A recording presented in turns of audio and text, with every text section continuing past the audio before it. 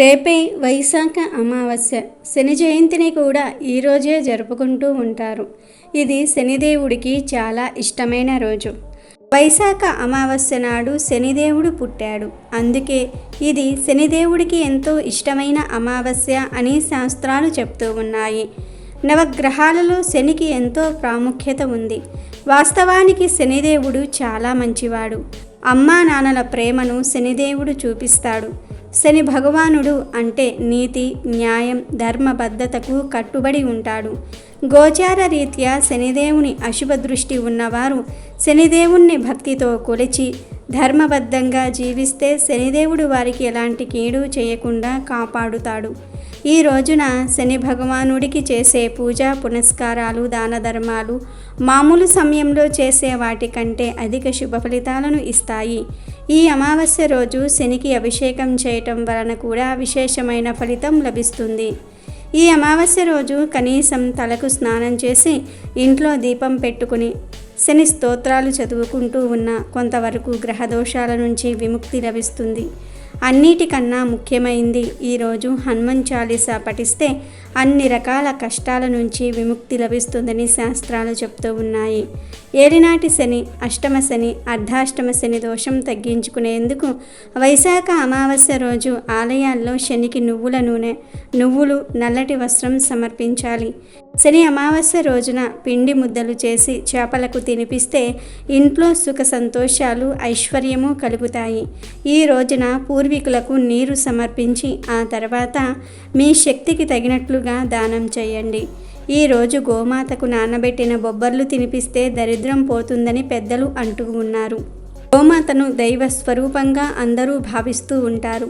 హిందూ సాంప్రదాయంలో గోవును దైవంగా పూజిస్తారు. ఆవును గోమాతగా వర్ణించడానికి పురాణాలలో కొన్ని కథలు కూడా ఉన్నాయి. గోమాతను పురాణంలో సకల దేవతా స్వరూపంగా వర్ణించారు. అలాంటి గోమాతను పూజించటం వల్ల సకల పాపాలు పోతాయి. గోవు పాదాలలో పితృదేవతలు, గొలుసులలో తులసి దళములు, కాళ్ళల్లో సమస్త పర్వతాలు, మారుతి తదితరులు ఉన్నారు కనుక ఈరోజు గోమాతకు నానబెట్టిన బొబ్బర్లు తినిపించండి. శని జయంతి అంటే శనిదేవుడికి ఎంతో ఇష్టమైన రోజు. అయితే ఈరోజు మీరు ఏం చేసినా చేయకపోయినా ఈ ఆకుపై దీపం పెడితే చాలు శని పీడలన్నీ కూడా తొలగిపోతాయి. శని దోషాలన్నీ కూడా పోతాయి. అష్టమ శని, అర్ధాష్టమ శని, ఏలినాటి శని ఇలాంటి దోషాలన్నీ కూడా పోతాయి. మీకు ఉన్న దరిద్రమంతా కూడా వదిలిపోతుంది. కష్టాలన్నీ కూడా పోతాయి. మీరు కుబేరులుగా మారిపోతారని పండితులు చెప్తూ ఉన్నారు. శని జయంతి రోజు ఏ ఆకు మీద దీపం వెలిగించాలో ఇప్పుడు మనం ఈ వీడియోలో వివరంగా తెలుసుకుందాం. ఫ్రెండ్స్, అంతకన్నా ముందు మీరు మా ఛానల్ని సబ్స్క్రైబ్ చేసుకొని ఈ వీడియోకి ఒక లైక్ కొట్టి మాకు సపోర్ట్ చేయండి. ఎందుకంటే మాకు మీ సపోర్ట్ చాలా అవసరం. వైశాఖ మాస బహుళ అమావాస్య నాడు శనైశ్చర జయంతి జరుపుకోవాలని ప్రామాణిక గ్రంథాలలో చెప్పారు. అంటే ఇది శని భగవానుడి పుట్టినరోజు. శని పుట్టినరోజు కాబట్టి ఈరోజు నవగ్రహ ఆలయంలో శనికి తైలాభిషేకం చేయించుకుంటే మంచిది. తైలాభిషేకం చేయటం వీలు కాకపోతే నవగ్రహాల చుట్టూ 27 సార్లు ప్రదక్షిణ చేయండి. అలాగే శనైశ్చర జయంతి సందర్భంగా మీరు గుళ్ళు గోపురాలకు వెళ్ళకపోయినా ఇంట్లోనే ఒక ప్రత్యేకమైన ఆకు మీద దీపం వెలిగిస్తే మీ కష్టాలన్నీ కూడా పోతాయి. దరిద్రమంతా కూడా వదిలిపోతుంది. శని దోషాలు కూడా పోతాయి. మరి ఏ ఆకు మీద దీపం వెలిగించాలి అంటే జమ్మి ఆకు మీద వెలిగించాలి. శనికి ఇష్టమైన ఆకులు జమ్మి ఆకులు. శనికి ఇష్టమైన దిక్కు పడమర దిక్కు. శనికి ఇష్టమైన సంఖ్య 8. కాబట్టి శనిదేవుడి పుట్టిన రోజున మీ ఇంట్లో హాల్లో సాయంకాలం 5 గంటల నుండి 7 గంటల మధ్య ప్రాంతంలో పడమర దిక్కులో జమ్మి ఆకు మీద దీపం వెలిగించండి. ఆ దీపం ఎలా వెలిగించాలి అంటే శని జయంతి రోజు ఇంట్లో హాల్లో పడమర దిక్కున ముందు ఒక తమలపాకు కానీ ప్లేట్ కానీ పెట్టండి. దానిపైన జమ్మి ఆకుల రెమ్మ ఒకటి పెట్టండి. దాని మీద 2 మట్టి ప్రమిదలు ఒకదాని మీద ఒకటి పెట్టండి. ఆ మట్టి ప్రమిదలో నువ్వుల నూనె పోసి 8 వత్తులు వేసి దీపాన్ని వెలిగించండి. ఈ దీపాన్ని వెలిగించిన తర్వాత ఓం శం శనైశ్చరాయ నమః అని మనసులో 21 సార్లు చదువుకోండి.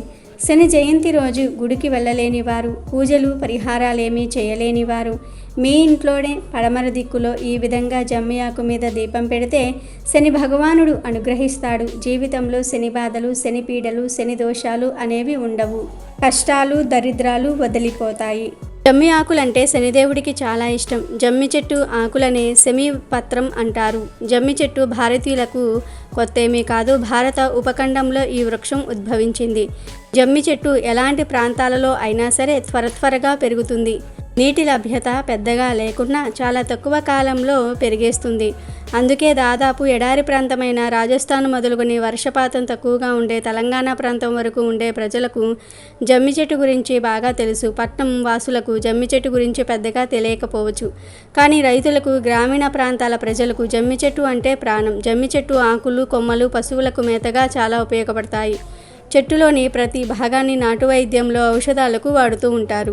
ఈ చెట్టు నుండి వచ్చే గాలి పీల్చిన మనం జమ్మి చెట్టు చుట్టూ ప్రదక్షిణలు చేసిన ఆరోగ్యం బాగుంటుందని పెద్దలు నమ్ముతూ ఉంటారు.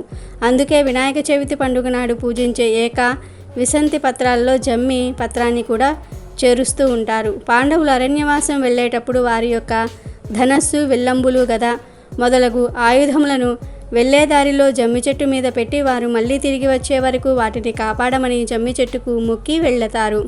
అలా అరణ్యవాసం ముగియగానే అదే చెట్టు వద్దకు వెళ్ళి పూజలు చేసి వారి వస్తువులను తిరిగి తీసుకుంటారు. తిరిగి రాగానే కౌరవుల మీద విజయం సాధించి రాజ్యాధికారం సాధిస్తారు. శనిదేవుడు పుట్టినరోజు కాబట్టి ఖచ్చితంగా శనికి ప్రీతిగా ఈరోజు ఇలా జమ్మి ఆకుల మీద దీపం వెలిగించాలి. అలాగే శని పుట్టినరోజు కాబట్టి ఈరోజు ప్రత్యేకమైన దానాలు ఇస్తే మీకు ఉన్న దరిద్రాలన్నీ కూడా పోతాయి.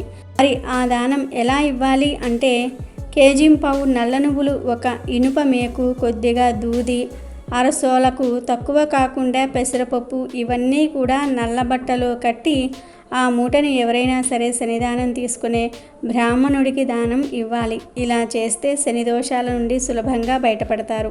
శని స్తోత్ర ప్రియుడు, ఆయన్ని స్తుతి చేస్తే ఇష్టం. శని జయంతి రోజు దశరథ శని స్తోత్రాన్ని చదివినా లేదా విన్నా శని దోషాలు పోతాయి. అలాగే శని జయంతి సందర్భంగా నల్ల కుక్కలకు ఆహారం వేసిన, నల్ల చీమలకు ఆహారం వేసిన, కాకులకు ఆహారం వేసిన విశేషంగా శని దోషాల నుండి బయటపడవచ్చు. కనుక శని జయంతి రోజు మీరు కూడా ఈ చిన్న చిన్న నియమాలు పాటించి శని దోషాలు తొలగించుకొని సంతోషంగా జీవించండి. అయితే ఇంతటి విశేషమైన శని జయంతి రోజున మీకు ఏ సమయంలో అయినా సరే కాకి కనిపిస్తే ఈ చిన్న పని చేయండి చాలు, తప్పక శని దోషాల నుండి విముక్తి కలుగుతుంది. అంతేకాదు శనిదేవుడు ఎంతో సంతోషించి మీకు సకల ఐశ్వర్యాలను కలిగిస్తాడు. దరిద్రాలను, కష్టాలను, శనిదోషాలను తొలగిస్తాడు. మీ జీవితాన్ని అద్భుతంగా మార్చేస్తాడు అని పండితులు చెప్తూ ఉన్నారు. పూర్వం రావణుడికి భయపడి కాకి రూపాన్ని ధరించిన యముడు కాకులకు గొప్ప వరాలు ఇచ్చాడు. తాను ప్రాణులన్నిటికీ రోగాలను కలిగించేవాడు కనుక తానే స్వయంగా కాకి రూపాన్ని ధరించినందువల్ల ఆనాటి నుంచి కాకులకు సాధారణంగా రోగాలేవీ రావన్నాడు. అవి చిరాయువులై ఉంటాయని కాకులకు వరమిచ్చాడు యముడు. యమలోకంలో నరకబాధలను భరించే వారి బంధువులు అలా మరణించిన వారికి సమర్పించే పిండాలను కాకులు తిన్నప్పుడే నరకలోకంలోని వారికి తృప్తి కలుగుతుందన్నాడు. యముడు స్వయంగా కాకులకు ఈ వరాలిచ్చినందువల్లనే ఈనాటికి పితృకర్మల విషయంలో కాకులకు పిండాలు పెడుతూ ఉన్నారు. పూర్వం మనుషులు నివసించే ప్రాంతాలలో కాకులే ఎక్కువగా నివసించేవి. రామాయణం ప్రకారం రాముడు ఒక భక్తుడికి, నీ పూర్వీకులు కాకి రూపంలో విహరిస్తూ ఉంటారు, కాకులకు ఆహారం పెడితే నీ పూర్వీకులకు చేరుతుందని ఒక వరం ఇస్తాడు.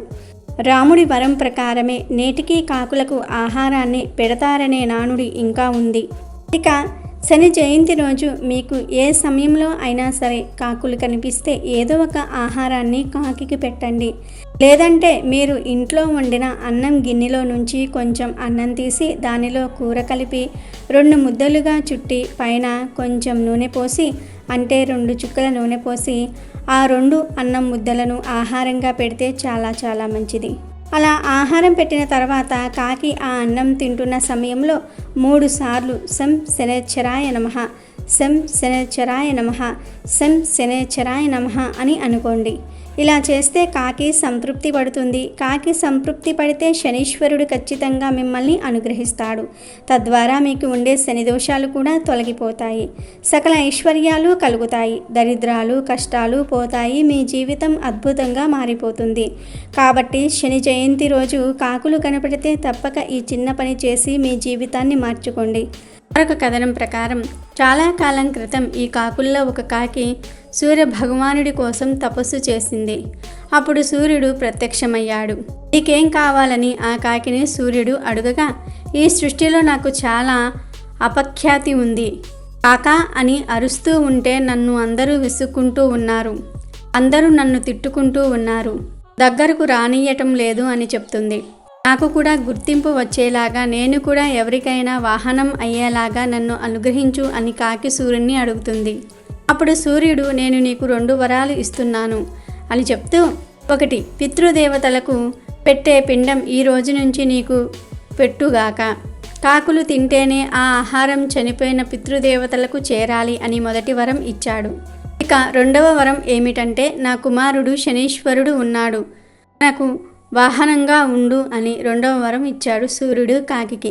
ఇలా కాకికి సూర్య భగవానుడు ఈ 2 వరాలు ఇచ్చాడు.